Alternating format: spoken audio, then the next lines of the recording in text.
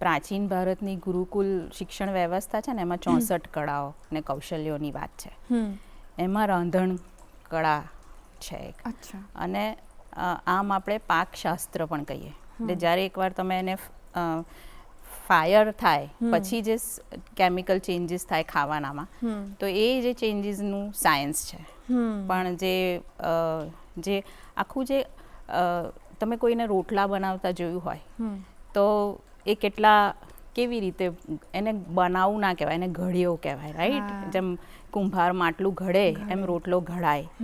તમે પછી એ બાજરીનો જુઓ, જુવારનો જુઓ, મકાઈનો જુઓ કે આદિવાસી વિસ્તારોમાં બહેનો જ્યારે એ ચોખાના લોટને અને પાણીને મિક્સ કરતાં ધીરે ધીરે પાણી એડ કરતાં લોટને ફીલ કરતાં એક બેટર તૈયાર કરે અને પછી ગરમ ગરમ તાવડી પર રેડી અને હાથથી એને સ્પ્રેડ કરે ચોખાનો રોટલો બનાવવા. હવે આ કળા નથી તો શું છે? રેસીપી તો તમને શું કહેશે કે લોટ લો, પાણી લો, મીઠું નાખો. નહીં તમને એવું કહે કે કેટલું કૂણવવાનું છે, નહીં તમને એવું કહે કે કેટલું મુલાયમ લોટ થવો જોઈશે. એ કશું જ નથી કહેવાની રેસીપી. એ કૌશલ્ય જે છે, એ કળા જે છે એ તમે કરશો, તમે રાંધતા રહેશો, તમે પ્રેક્ટિસ કરતા રહેશો તો જ એ આવશે. દાળ છે, તમને સુગંધથી કારણ કે દાળની વાત કરી એટલે હવે ગુજરાતી ખાટી મીઠી દાળ છે એટલે અને પાછી નાતની ખાટું મીઠું બટાકાનું શાક, ગોળ આંબલીવાળું અને એ દાળ છે. દાળ તમને એવું કહેવાતું હોય કે દાળ નથી ઉકળતી, માનું હૈયું ઉકળે છે. એટલે એ જે ઉકળે અને એ જે સુગંધ તમને કહે કે દાળ થઈ ગઈ છે, એ એક્સપિરિયન્સ કરવાનું કે કોઈ ગૃહિણીને જ ખબર પડે કે થઈ ગઈ છે દાળ, એ બેલેન્સ આવી ગયું છે સ્વીટ અને સારનું.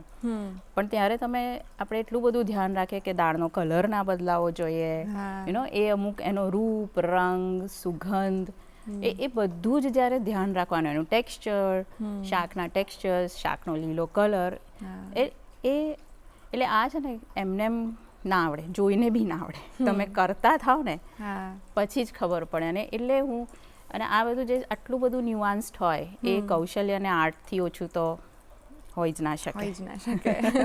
તમે આ રીતના ડિસ્ક્રાઇબ કરો તો અમને રિયલાઇઝ થાય કે હા, ઓબ્વિયસલી એની પર ધ્યાન નથી આપ્યું આપણે અને આપણને ખબર પડે જ્યારે કે થોડુંક વધારે રહી ગયું તો આજે શાકમાં મજા નથી, એ આપણને થઈ જાય છે. પણ એ એકચ્યુઅલી એ પેઇન્ટિંગ જેવું છે, એક નાનકડો કલર આમ તેમ હોય તો પણ ઇટ ઇઝ ડેફિનેટલી. અને જે સારા એટલે જેને જે એક્સપિરિયન્સ્ડ કુક્સ હોય ને એ જોઈને જ કહી શકે કે ચડી ગયું છે, કે દાળ આમ તમે દબાવો ને ચડી છે કે નહીં ને બધું એ જે નજરથી તમે કહી શકો ને, એ એટલે એ કૌશલ્ય છે, એ એક આર્ટ છે.